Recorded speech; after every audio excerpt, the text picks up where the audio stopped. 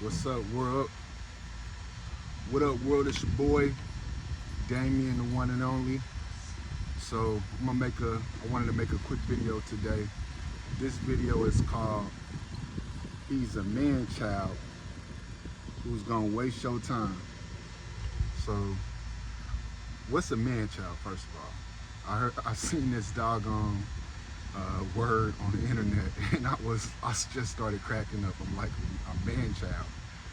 Like that's like a doggone, what do you call that, oxymoron or something? You know what I'm saying? How can you be a man and a child at the same time? Well, it's very possible, and I see a lot of it these days.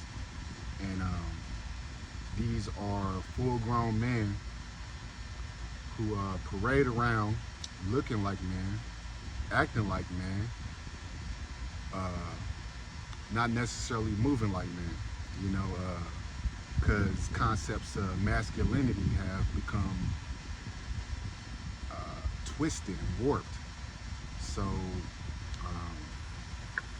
you got fellas out here that think that they are like living in their manhood, but they actually really embodying very feministic characteristics and immature mindsets. And I'll put it this way, like one part of that is, if a man has not discovered what he's here for, his purpose in life, and locked in on that, this man will wreck and destroy every woman he comes across. And even if he finds the woman of his dreams, even if he sits up and prays for that woman and she eventually comes into his life,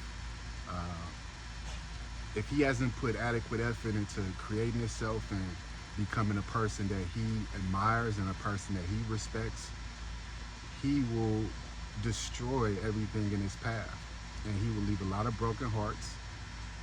He will create trauma on people, in which these people will go create more trauma on other people. So a man that has not discovered his purpose is actually almost working for Satan, because he's creating characteristics in people and giving emotional trauma, which is gonna spread. So the whole man-child concept is a very serious thing, and it's something that's really not being addressed. For me, a lot of my years, I can say I went through life, and people always say like, "Hey man, why you never really took a leap and got married and really committed to a woman?" And I was like, bro, like a commitment is something that requires energy, and just like you go to a job every day, it requires energy. To show up for a relationship requires energy, requires a piece of yourself. You can't just take on a relationship and not set aside energy, or have energy set aside to take on that relationship. Eventually it will show up in rebels. So a man has to really focus on creating himself, self-discovery, learning himself, because for a man to get married and take on a woman is a responsibility of leadership. And if he has not discovered what his weaknesses are, what his strengths are, what he clearly loves for himself, what he doesn't love, like if he haven't sat down and took the time to really learn himself, like they say, a woman or a relationship can be the best teacher, or not, I won't say best, the worst teacher if you haven't become self-learned. That relationship will be a reflection of your blind spots, the things that you're unconscious of. So people get into relationships and they end up getting with a partner and finding out things about themselves that they weren't necessarily conscious of if they haven't took the time to really build that level of self-awareness for themselves. So a man-child is very dangerous. A man-child is dangerous because the casualties that's left on the path, divorce rates, broken hearts, broken families, uh, just a lot of loss, just a lot of loss because, you know, if a man is learned himself and really become whole and found oneness with himself, once he decides to take on a partner, a woman, this is not like something just like, oh, I'm in love, we got to get married. No, he's calculated and methodically taking on and plan what his life is gonna look like, the problems that he may run into and how he's gonna address them. Because to get married is a commitment. It's a union between God and this earth. And if you really value that marriage, the concept of marriage, you're gonna do everything to make sure it works. Divorces become something that's so common.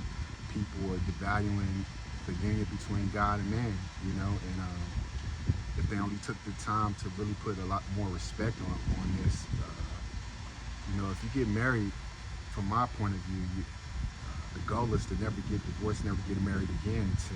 To actually make that sustainable, a man has to be self-aware. And he has to know exactly what he's taking on and exactly who he is. So there's got to be communication between people. And he's got to know how to communicate. A lot of times, men get in relationships and aren't able to communicate things that are important to communicate. Things such as like your own desires. Like, how are you going to deal with this when this comes up? Is this a conversation that you had with your woman?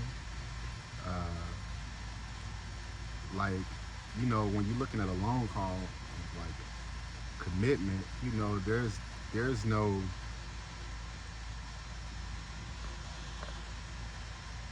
no like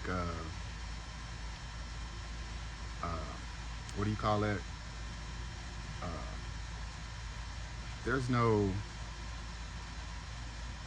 There's not gonna be rules says, hey, you're never gonna be attracted to somebody else. Over a 30-40 year span, there is gonna be a point in time where you find yourself attracted to someone else. How are you gonna deal with that? How are you gonna deal with that in a manner where it doesn't ruin your marriage and doesn't break the trust, doesn't ruin what you've been working on for years with your partner? Like, these are things that man should think about. These are the things, and these are the things that man should be able to communicate or talk to their partner about. So the man-child out here, and I'm speaking to the women right now. The man-child out here, he's gonna show up. He's gonna be capable of love bombing you. He's gonna be capable of sweeping you off your feet because he's a man-child. He's been out here. He's been dealing with women. He knows the woman's psychology because he's dealt with a number of women. So he's gonna say all the right things. But the thing is, and one thing that's gonna show you that you're dealing with a man-child is his incapacity to be able to communicate thoroughly about subjects, even subjects that you bring to him. If he doesn't want to talk, he doesn't want to address certain things. Like, think about when things get really difficult. He shuts down. He's not going to be able to resolve things. And when one thing isn't resolved, another thing comes. Then these things start stacking up, and none of these things have been resolved. So the man-child will run from the difficult conversations. And these are the small things that build boulders. Lack of communication will eventually turn into a boulder that's rolling that no one can stop. Because now when you guys do decide to communicate, there is going to be so much unresolved conversations that it's going to be hard to really center in on what's the most important at this moment. And what may be important to him may not be important to you, and what may be important to you may not be important to him, because the practice of good communication has not been at the forefront of your relationship. Another sign of a man-child is reacting emotionally to these things, reacting emotionally to things that he doesn't want to deal with. Emotion of anger and things is really an emotion of fear. So if a person starts to act in anger, then that's some deep-seated fear, and those things can't necessarily, hey, get back over there. And those things can't necessarily just be overlooked, because fears are deep-seated in the person's psyche. So they have a whole psychology around that. So the things people get angry about are the deepest, bothersome, and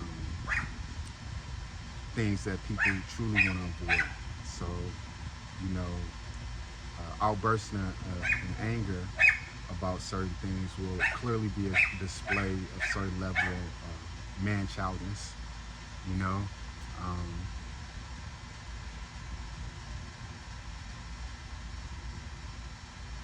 A man who, of course, says one thing and does another. This is a man-child, and always has a reason why he did it this way. I mean, of course, man is not going to disclose why his every move, but if consistently his words are not matching his actions, you got a man-child. You know what I mean? I was raised where they say all a man got is his word and his boss. Basically, what you say you stand on. You stand on business, whatever you say. And your boss, that means you're going to show up courageously. You know what I'm saying? So that's another thing right there. And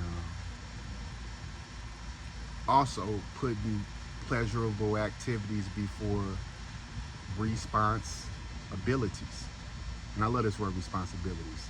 It is your response and your ability. So your ability to respond to things. So in life, if you are responding to things in a bad way, that shows your responsibility. If you're responding to things in a good way, that shows your responsibility. So if a person is responding to things in a way to go seek self-pleasure, such as like, oh man, I can't deal with this, I gotta have a drink. Oh, I can't deal with this, I gotta go smoke some weed. Oh, I can't deal with this, let's just go out to eat. Like, he's responding to things in ways where he wants to go get a dopamine hit somehow. He wants to please his mental, instead of, like I said, approaching the difficult conversations, approaching the difficult things, and addressing these things, responding accordingly. So this is the first video I made of that. I'm not gonna go too far. I don't want the video to be too long. Man, if y'all like what I'm discussing, man, drop a comment, drop a like, and tell me to make a part 2, and we'll get it more solid. All right, I'm out.